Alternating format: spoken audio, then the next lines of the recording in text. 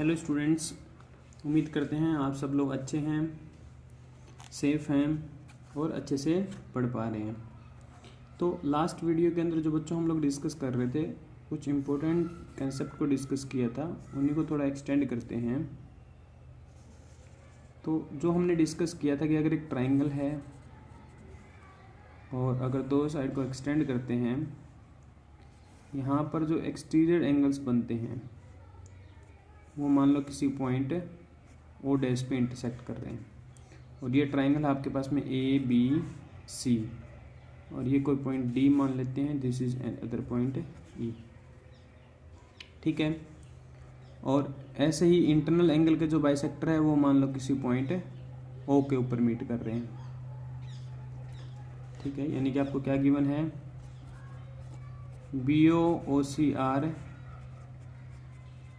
bisectors of angle B and angle C respectively, and BO dash and CO dash are bisectors of angles CBD and ECB respectively।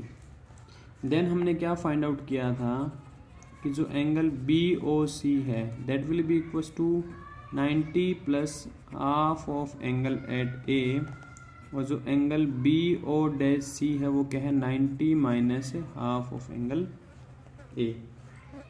ठीक है, और फिर हमने यहाँ से एक ऑब्जर्वेशन ये किया था कि angle B O C plus angle B O dash C, इन दोनों का सम करेंगे तो 90 minus A by two plus 90 plus angle A by two, तो ये ए बाई टू से A by two cancel out, ये क्या गया 180। ठीक है, यानी कि यहाँ से एक क्वेश्चन क्या बन सकता है, मान लो ये सेम फिगर गिवन है, ये सारी चीज़ें आपको गिवन है, और आपसे वो ये पूछ लेगा कि B O C and angle B O dash C are. First option लिख देगा कॉम्प्लीमेंट्री, सेकंड ऑप्शन लिख दे सप्लीमेंट्री, थर्ड में कह they can not be determined, और फोर्थ ऑप्शन कहे नन ऑफ दिस। तो आपने क्या देखा कि इन दोनों का सम तो क्या आ रहा है 180 डिग्री, इट मीन्स ये दोनों एंगल क्या है, सप्लीमेंट्री है। सम क्या है 180, तो ये सप्लीमेंट्री एंगल्स हैं। तो ऐसे इसके ऊपर क्वेश्चंस बन सकते हैं।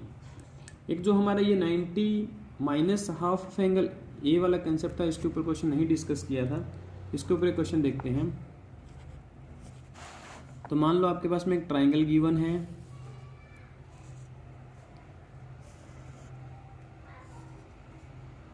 E Q R. ठीक है, और ये जो एक्सटर्नल एंगल है इसका बाइसेक्टर है दिस, एंड इस आर का बाइसेक्टर क्या है, ये वाला एंगल है। ये मान लो आपसे एंगल पूछा जा रहा है, और उसने आपको ये एंगल दे दिया कि 60 डिग्री है। ये कोई पॉइंट उसने दिया T, and this is your point से यू। ठीक है, आपसे ये एंगल पूछ रहा है, ये पॉइंट ऐसे गिवन क्या है कि Q S and this is your Q and R S R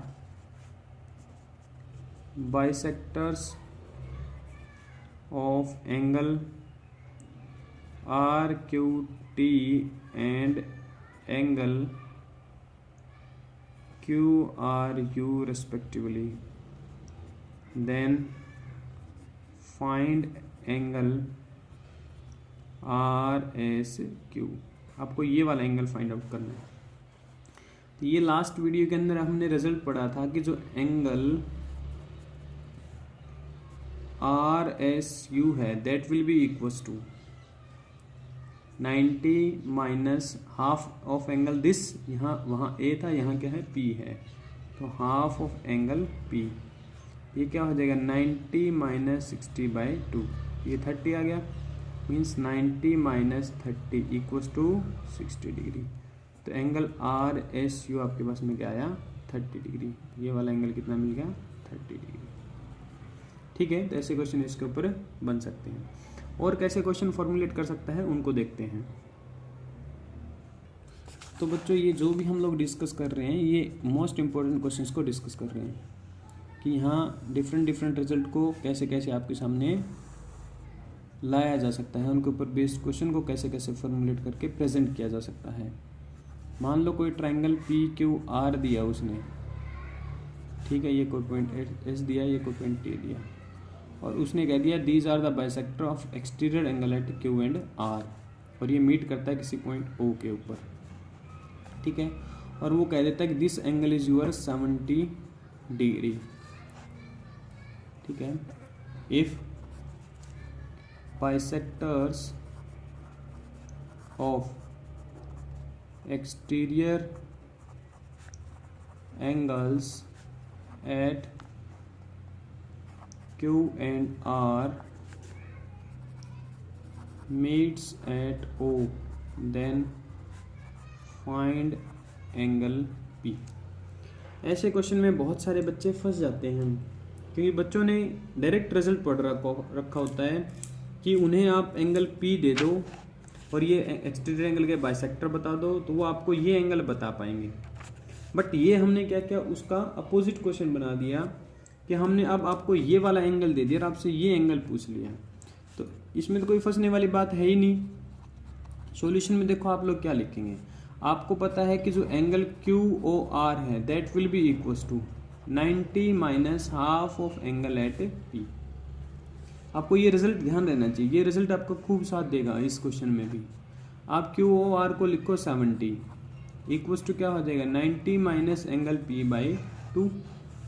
P by 2 को इधर शिफ्ट कर दो, ये क्या आ जाएगा 90 माइनस 70। ठीक है, तो यहाँ से एंगल पी आपको क्या मिला, देखो P by 2 is equal to 20। This imply cross multiply कर देंगे, एंगल पी इक्वल टू क्या आ जाएगा 2 into 20 equal to 40 degree. This imply angle P equal to 40 degree. ठीक है, यानी कि अब आपको ये क्वेश्चन, ये एंगल गिवन था और आपने ये वाला एंगल फाइंड आउट किया है। This angle is your 40 degree. देख लो, चाहे 90 minus half of this angle है ये। तो इस रिजल्ट के ऊपर बेस्ड क्वेश्चन को ऐसे भी फॉर्मुलेट किया जा सकता है। एक और क्वेश्चन देखते हैं बच्चों। ठीक है, आपको उसने एक फिगर दिया, एक ट्रायंगल दे दिया उसने, ठीक है, और ये एक्सटीरियर बाइसेक्टर यहाँ मीट करते हैं। ये मान लो ए है, ये बी है और ये सी है और ये एंगल ओ है। और वो आपको क्वेश्चन में लिख दिया कि this angle is your 110 degree. ठीक है, if bisectors of angle B and angle C meets at O then find angle A. तो इस क्वेश्चन को कैसे करेंगे, देखो ये भी डायरेक्ट उसी रिजल्ट के ऊपर बेस्ड क्वेश्चन है। आपको पता है जब भी ये इंटरनल एंगल के बाइसेक्टर हो तो इस एंगल में और इस एंगल में क्या रिलेशन होता है। ठीक है, सॉल्यूशन में क्या लिखेंगे, आप कहेंगे angle B O C equals to 90 plus half of angle A. ठीक है, तो यहाँ से देखो बी ओ सी आपको कितना देखा 110 equals to 90 plus angle A by 2। तो 110 माइनस 90 इक्वल्स टू क्या आ जाएगा एंगल ए बाई 2।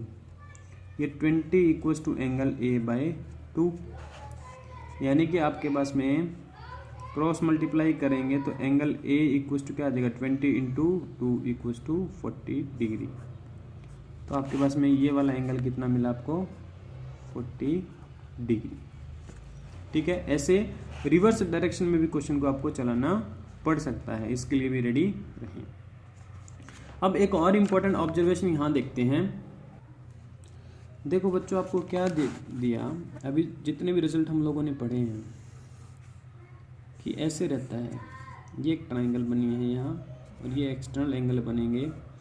अगर ये बाइसेक्टर्स होते हैं तो ये एंगल जो बनेगा, ये मान लो एंगल ए है, ये वर्टेक्स बी है, ये सी है, तो ये जो एंगल है बी ओ सी, ये क्या था 90 प्लस हाफ ऑफ एंगल ए, और ये जो एंगल है यहाँ बना, ये क्या है 90 minus half of angle A.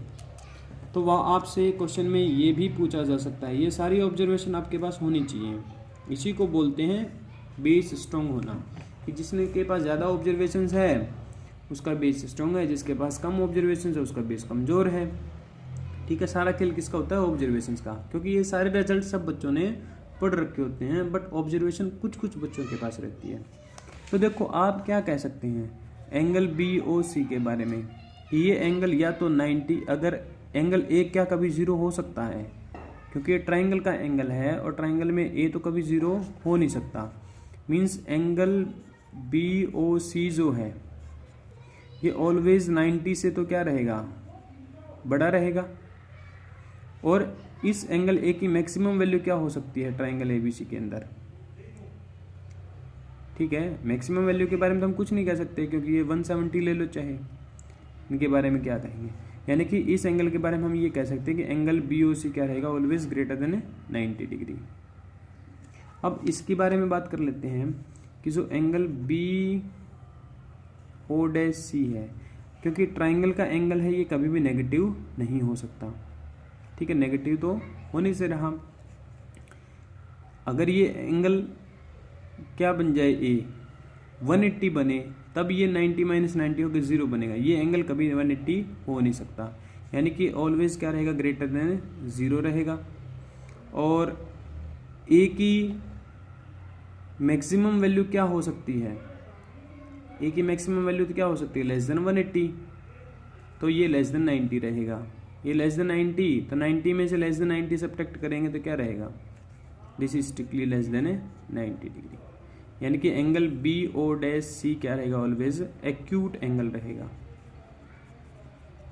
ठीक है, क्योंकि 90 में से कुछ ना कुछ माइनस हो रहा है, तो हम क्या कहेंगे?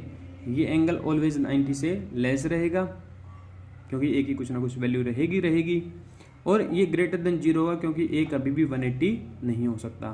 तो आपसे ये भी पूछा जा सकता है कि अगर एक्सटर्नल एंगल के बाइसेक्टर मीट करते हैं, ये जो एंगल बनेगा that will B obtuse angle, right angle, acute angle, तो क्या बनेगा? आप क्या कहेंगे? This is a acute angle. ठीक है, और इसके बारे में क्या कह सकते हैं? This is always greater than 90 degree, यानी कि ये कभी भी एक्यूट नहीं हो सकता। ठीक है, can not be acute angle. तो ये सारी ऑब्जर्वेशन आपको अच्छे से अपने वे में कॉपी के अंदर लिख लेनी है, क्योंकि ये किस क्वेश्चन में कैसे पूछ ले एग्जामिनर का पता नहीं। एक और इम्पोर्टेंट रिजल्ट हम लोग यहाँ डिराइव करने जा रहे हैं। ठीक है, मान लो हमारे पास एक ट्राइंगल है,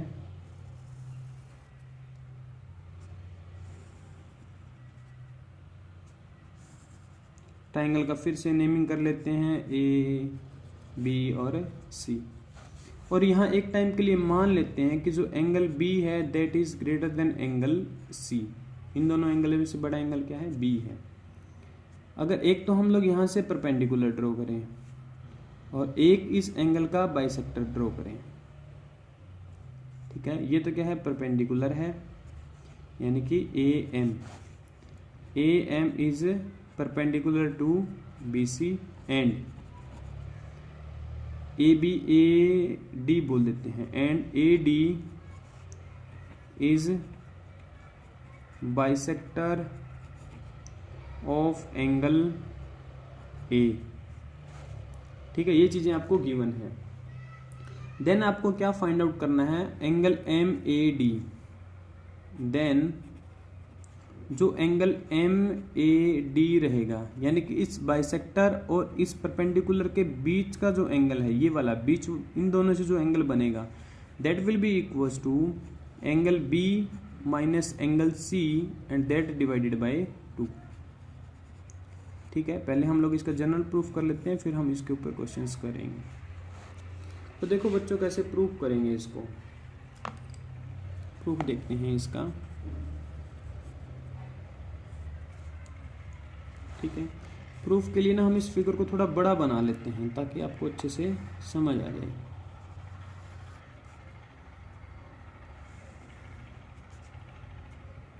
ये हमने ट्रायंगल को थोड़ा बड़ा बनाया है यहाँ। ये आपका ए है, this is your B, this is your सी।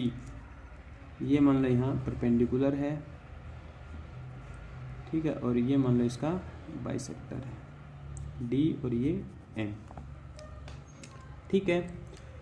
तो बच्चों देखो हमें ये एंगल निकालना है, तो बार बार पूरा बड़ा एंगल लिखने की बजाय हम इसको मान लेते हैं कि y है, ठीक है, शॉर्ट में लिख देंगे y। तो फिर हमें ये y की वैल्यू निकालनी है।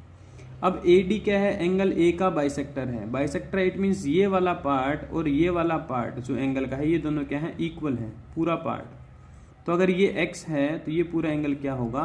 x होगा, ठीक है।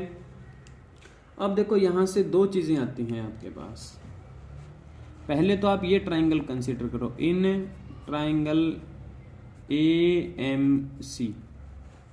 अगर मैं AMC ट्राइंगल को बाहर से ऐसे बनाना चाहूँ एक टाइम के लिए, दोबारा बना रहा हूँ ताकि आपको अच्छे से समझ आए, इसके लिए मैं यहाँ बना रहा हूँ इसको। ये पॉइंट A है आपका, this point is your M, this point is your C, और ये जो एंगल है ये 90 डिग्री है। अब बच्चों क्या आप इस एंगल को ऑब्जर्व कर पा रहे हैं? ये कितना है? ये एंगल तो इन दोनों का सम है, ठीक है, सम है। इट मीन्स ये एंगल क्या है आपका? y प्लस एक्स है, ठीक है, y प्लस एक्स है। अब इस ट्राइंगल में देखो आप क्या कहेंगे, ये जो है ये एक्सटीरियर एंगल है, और एक्सटीरियर एंगल प्रॉपर्टी को हमने पढ़ा था कि जो एक्सटीरियर एंगल रहता है that is sum of two opposite interior angle, ठीक है। तो आप कहेंगे कि 90 इक्वल्स टू y plus x plus angle C by exterior angle property of triangle AMC, ठीक है। AMC ट्राइंगल में जो एक्सटीरियर एंगल है वो इन दोनों के सम के इक्वल रहेगा। यहाँ से हम लोग x की वैल्यू निकाल लेते हैं। तो x की वैल्यू यहाँ से क्या हो जाएगी? देखो 90 minus y minus C equals to x, इसको मैंने इक्वेशन 1 कहा। अब इस पूरी बड़ी ट्राइंगल में तीनों एंगल का सम देखो, ये पूरा एंगल तो क्या हो जाएगा? ये x plus x 2x plus angle B plus angle C equals to 180 degree by angle sum property of triangle ABC, ठीक है। अब देखो इस x की वैल्यू हम लोग यहाँ से सब्स्टिट्यूट कर लेते हैं, तो ये 2 इंटू एक्स की वैल्यू क्या आ जाएगी? 90 minus Y minus C plus angle B plus angle C equals to 180 degree. तो 2 से मल्टीप्लाई करेंगे तो ये आ जाएगा 180 minus 2y minus 2 times of angle C plus angle B plus angle C equals to 180 degree. हमें y की value निकालनी है in terms of B and C। 180 को शिफ्ट कर देते हैं तो ये रह जाएगा minus 2y plus angle B, minus का 2 टाइम ऑफ एंगल C है और एक 1 टाइम ऑफ एंगल C, इनको ऐड करेंगे तो क्या रह जाएगा? माइनस का एंगल C इक्वल्स टू क्या हो जाएगा? 180 माइनस 180। तो ये तो आपका आ गया 0, और इधर क्या आ गया? Angle B minus angle C और plus minus 2y equals to 0, यानी इसकी पूरे की वैल्यू क्या है? Equals to 0। 2y को हम लोग शिफ्ट कर देते हैं, 2y को शिफ्ट करेंगे तो angle B minus angle C equals to क्या आ गया? 2y। दिस इम्प्लाई अगर यहाँ से y की वैल्यू निकालना चाहे तो 2 से डिवाइड कर देंगे, तो y equals to angle B minus angle C and this divided by 2, ठीक है। उम्मीद कर रहे हैं बच्चों आपको अच्छे से समझ आया होगा और इसको आप इजीली समझ पा रहे हैं। 2 से डिवाइड कर देंगे तो angle B minus angle C divide by 2, यही हमें प्रूव करना था। बिकॉज y क्या है? y तो हमारा क्या है? हमने किसको एज्यूम किया? एंगल MAD को। तो हेंस आप लिख देंगे, hence angle MAD equals to angle B minus angle C this divided by 2,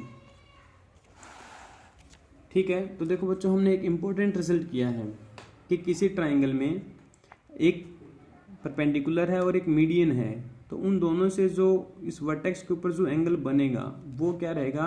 जो इनमें से ग्रेटर एंगल है that minus smaller angle divided by 2। Greater B है, बी को हमने ग्रेटर माना था क्वेश्चन में, ये देखो, तो greater minus smaller divide by 2।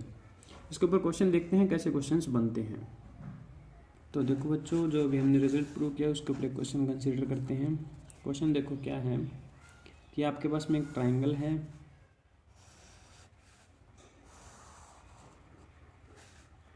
P Q R, और गिवन क्या है, angle Q is greater than angle R, P M is perpendicular, P M perpendicular है, और पी ए क्या है, बाइसेक्टर ऑफ एंगल ए है, sorry bisector of angle P है। यानी कि P M is perpendicular to Q R and P A is bisector of angle P, then find angle MPA। ये एंगल आपको फाइंड आउट करना है। और क्या गिवन है आपको, ये जो एंगल है this is your 65 degree and this is your angle 33 degree. तो इस क्वेश्चन में आपको देखो ज़्यादा कुछ नहीं करना, आपको डायरेक्ट वो रिजल्ट याद रहना चाहिए कि अगर एक परपेंडिकुलर है और एक बाइसेक्टर है इस एंगल का, तो जो इन दोनों के बीच में जो एंगल बनता है angle MPA that will be equals to angle Q minus angle R divided by 2। यानी कि एंगल MPA इक्वल्स टू क्या हो जाएगा, 65 degree minus 33 degree divided by 2। 65 minus 32 कितना हो जाएगा, 32 डिवाइड बाय 2। इसको डिवाइड करेंगे तो 16 आ जाएगा। यानी this imply angle MPA equals to 16 degree. ठीक है, एक और आपको मैं होमवर्क दे रहा हूँ, इस क्वेश्चन को आप लोग कमेंट सेक्शन के अंदर इसका आंसर ज़रूर लिखेंगे। तो इसने क्या दिया देखो,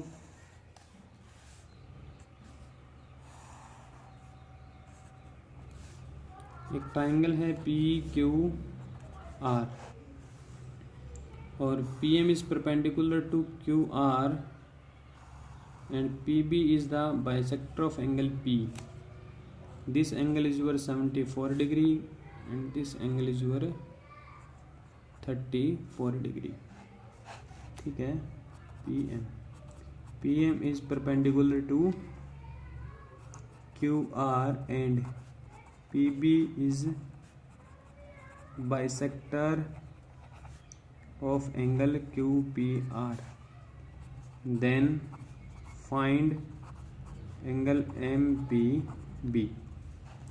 ठीक है, आप इसको सॉल्व करेंगे और answer right answer in comment section.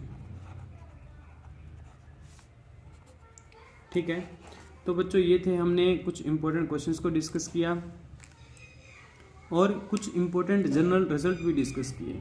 जो प्रीवियस वीडियो के अंदर जो रिजल्ट डिस्कस किया था उसके ऊपर भी कुछ क्वेश्चन डिस्कस किए और इनके ऊपर कैसे कैसे डिफरेंट क्वेश्चंस को फॉर्मुलेट किया जा सकता है एग्जाम के अंदर, वो भी डिस्कस किया। तो मैं आपको एक चीज़ बता दूं कि ज़्यादा इंपॉर्टेंट ये नहीं है कि आपने ज़्यादा थ्योरी पढ़ रखी है या ज़्यादा कुछ कर रखा है। इंपॉर्टेंट ये रहती है कि आपने जितना पढ़ा है उसको अच्छे से ऑब्जर्व किया है या नहीं। एग्जामिनर आउट ऑफ सिलेबस कभी नहीं देगा, वो देगा इन्हीं में से क्वेश्चन, बट डिफरेंट वे में वो फॉर्मुलेट कर सकता है। ठीक है, तो उम्मीद करते हैं कि आपको सारे क्वेश्चंस अच्छे से समझ आए होंगे। आप होमवर्क जो क्वेश्चंस दिए हैं उनको भी अच्छे से करेंगे और आंसर भी ज़रूर राइट करेंगे। कोई प्रॉब्लम हो तो कमेंट सेक्शन में ज़रूर लिखें। वीडियो अच्छा लगा हो तो अप्रिसिएशन के लिए लाइक और सब्सक्राइब ज़रूर करें। Thank you.